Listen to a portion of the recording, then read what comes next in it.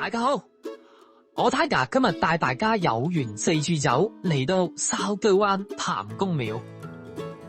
譚公廟咧係香港3級嘅歷史建築，佢係建於1905年，光緒31年嘅，至今已經有120年嘅歷史。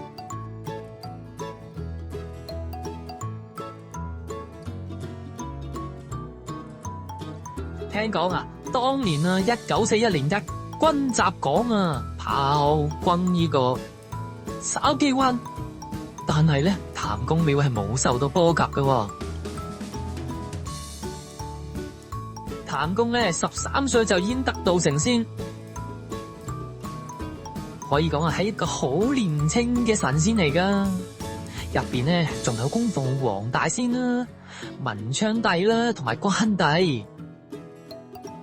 當然，仲有龍武元君同埋五通財神噶。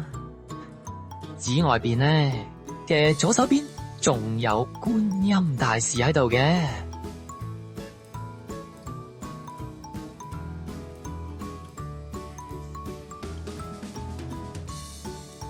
我今次都為咗大家觀眾嚟呢度作咗一忽噶。